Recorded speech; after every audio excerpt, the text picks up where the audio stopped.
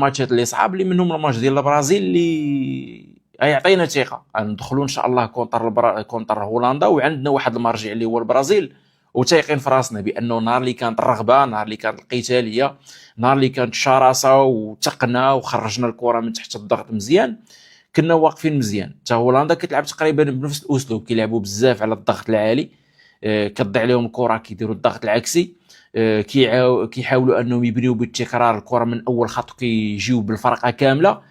نفس الاسلوب ديال تقريبا ديال البرازيل اللي حتى هي كانت كدير الضغط العالي الضغط العكسي، غير هو كيلعبوا بالفوضى المنظمه، هادو كيلعبوا كيحترموا لي بوست اللي كيكونوا محطوطين فيهم.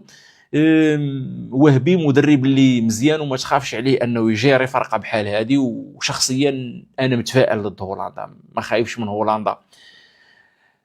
مهدي شكرا لك على الدونيشن. كيقول خويا مهدي السؤال خويا الحجوي، واش الفينال غادي نساليو الماتش في الوقت القانوني او حتى الاشواط الاضافيه او ضربات الجزاء؟ وانت دابا مشيتي للفينال ان شاء الله ما كرهناش اخويا، ولكن نتمنى خويا مهدي بعد اللعابه وناخذوها ماتش بماتش. الماتش اللي عندنا صعيب كونتر هولندا، والمنتخب ديالنا من طبيعه الحال خصو اللاعبين يكونوا مركزين انهم ما نفكروش من دابا في حاجه اخرى، من دابا التفكير ديالنا يكون منصب على المباراه اللي نقدروا نحطوها فينال. فمن دابا بدينا نلعبوا دور خروج المغلوب، خصو كل ماتش لعبتيه كتلعبوا فينال، كل ماتش لعبتيه كتلعبوا باراج.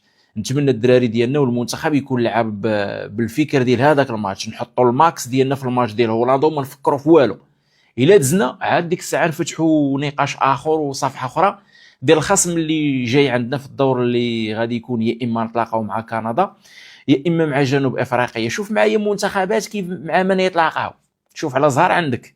ولكن معليش انا كنعرف وانتم كتعرفوا والناس ديال الكره كيعرفوا بانه المباريات اللي في كاس العالم كيكونوا صعاب، كيقويوك كيخليوك تمشي عندك ثقه وعندك مناعه. فحتى المنتخب الوطني المغربي في المونديال ديال قطر اللي كنبقاو نرجعوا له ديما، وهذاك ريفيرونس بالنسبه لينا وريفيرونس بالنسبه لبزاف ديال الناس، المباريات الصعاب اللي دوزنا كانوا قواونا وخدينا ثقه منهم. الماتش ديال بلجيكا كرواتيا والدور الموالي اللي كان عندنا مع اسبانيا البرتغال، هذوك الماتشات كانوا مرجع بالنسبه لينا. دابا كذلك طحنا في مجموعه اللي ما كانت سهله. في الاول كلشي كان كيقول لك البرازيل اسكتلندا، انا كنت نقرا البرازيل كانت بوعبوع كتخلع، وحتى اسكتلندا كان كلشي كيقول لك اسكتلندا ما تحقروهاش، ما حقرناش، واللعابه عطاو داكشي اللي خاصو يتعطى وداز الطرح بسلام. فتا دابا ان شاء الله مع هولندا الا دوزنا باذن الله هذا الماتش غادي تكون واحد الدفعه معنويه ذهنيه للفرقه ديالنا باش انها تمشي. هذا الماتش هذا ديال المنتخب ديالنا مع هولندا مزيان، طحنا مع فرقه قاصحه، هي كنا بغينا ندوزو جنب الحيط ونمشيو ضريبه، ولكن هذه طريقك. ومزيان انه هذا الماتش اللي دوزتيه باذن الله غادي يدفعك تمشي واحد الدفعه كبيره باش انك تمشي مزيان في هذا المونديال هذا باذن الله. وهذا الشيء اللي كنتمناو وقادرين عليه الدراري، عندنا الشباب اللي تبارك الله واعيين. مهدي شكرا لك، ان شاء الله مربوحه خويا، تايقين في الدراري وغادي نصدموا بنادم هذا العام باذن الله، باذن الله نيسروها والامور ديالنا تمشي مزيانه. منصور شكرا لك، كيقول السي الحجوي بلا ما نغطيو الشمس بالغربال هولندا احسن من المنتخب ديالنا. نقدر خويا ما نتفقش معك في الراي ديالك، مع العلم انه كل راي يحترم، ولكن اخويا انا كنشوف في المنتخب عندنا فرقه اللي تبارك الله مزيانه وقادرين اننا نوقفوا هولندا وقادرين نخرجوا هولندا. انا تايق في ليكيب ناسيونال، وخا الثقه ديالي شي مره كتكون ضدي ملي كتكون شي نتيجه عكسيه كنتصدم، ولكن تايق ان شاء الله كونتر هولندا مي غادي يكون غير الخير. ما بغيتش نحطهم في هذيك اللعيبه ديال انهم احسن منا، حنا عندنا فرقه. اش بان لك في التنظيم الفيفا واش عادل؟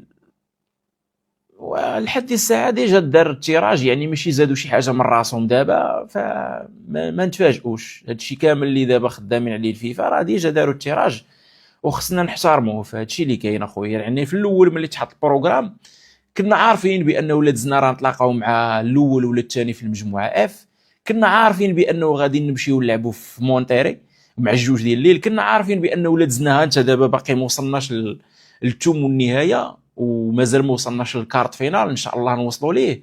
راه عارفين ان ولاد دزنا من الماتش ديال هولندا غادي ندوزو نمشيو نلعبوا في بوسطن. الا دزنا من الماتش ديال بوسطن ديال التومون نمشيو للكارت فينال نلعبوا في بوسطن. الا دزتي من بوسطن ولا مشيت تلعب في دالاس، الا ساليتي من دالاس تهبط تلعب فينال في نيويورك. البروغرام واضح. فاللي ما متبعش وما مواكبش الاحداث وما عارف شنو كاين اي تسحب له هادشي ديال تلعب كذا وهذا، راه وليد اللحظه. ولكن هو ماشي وليد اللحظه، هو ديجا بروغرام كان دار وكانت واضحه من البدايه. شنو هي نقطه الضعف ديال منتخب هولندا والمغرب؟ هذا بيبو. نقطه الضعف ديال المنتخب ديال هولندا المغرب ما نهضرش عليها من طبيعه الحال. المنتخب ديال هولندا فرقه اللي كتطلع لي لين ديالها، كتدفع بزاف في الظهير الايمن ديالها، فممكن انك تاخذها في لي ترانزيسيون. فرقه اللي كتكون كتاخذ الريسك وكتبني وانت عندك جوده ديال اللاعبين في العمليه ديال الضغط الموضعي، ممكن اننا ناخذوا لهم الكره في العمليه ديال البناء ونمشيو في ترانزيسيون رابيد. وعندنا اللعابه اللي بينوا بانه في لي ترانزيسيون كيكونوا مزيانين. هادو من الحوايج اللي هولندا عندهم فيها مشاكل.